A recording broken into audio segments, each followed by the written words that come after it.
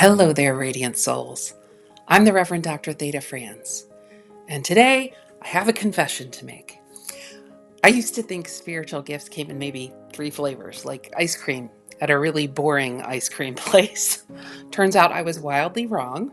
There are at least 7 distinct categories of spiritual gifts, and most of us are walking around with gifts we don't even know we have, because nobody ever showed us the whole map. So today, let's unfold that map together. And listen, if these conversations feed something in you, hit subscribe or share. It genuinely helps me find the folks who need this work. Here's what nobody tells you. When people say spiritual gifts, most of us picture that one friend who always knows when you're about to call, or maybe someone who sees auras like the rest of us see hair color. But here's one of the things soul protection and restoration has taught me. Spiritual gifts are everywhere. They're in the nurse whose presence makes you feel safe. They're in the mechanic who knows what's wrong with your car before they even pop the hood. These gifts cluster into 7 main realms. Think of them less like categories and more like neighborhoods, where certain kinds of magic tends to gather. The first is the intuitive neighborhood. This is where the knowers live. You know these people. They're the ones who say things like, I just had a feeling you would call, or something told me to take a different route home. Their bodies are basically walking antenna systems. If this is you, you probably can't explain how you know things, you just do. And you've probably been told you're too sensitive your whole life. Spoiler alert, you're not. You're just tuned to a frequency most people ignore. Next, we have the healing district. Some souls showed up with invisible healer signs on their foreheads. They don't always work in healthcare. Sometimes they're the barista who somehow makes your whole day, or the teacher kids remember decades later. If strangers tell you their life stories unprompted, if your hugs actually fix things, if you've ever caught yourself unconsciously humming or singing when someone near you is upset, welcome home, healer. Then we have the pattern seekers quarter. These folks read the underlying code of reality, maybe through tarot, maybe through tea leaves, maybe through the way birds fly across the sky, or maybe through spreadsheets. And I'm serious. I know data analysts who are absolutely doing divination. They just call it trend analysis.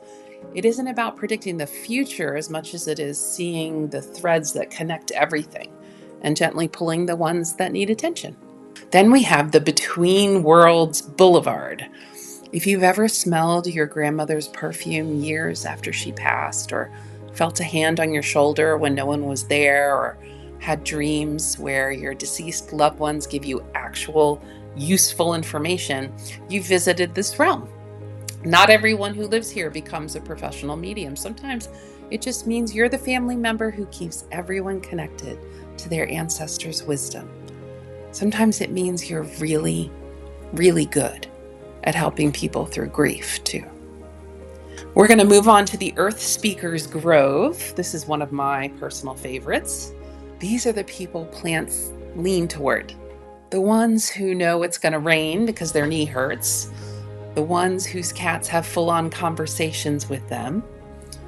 If you've ever apologized to a tree for bumping into it, or if being in nature feels less like going outside and more like coming home, this might be your realm, and we need you now more than ever.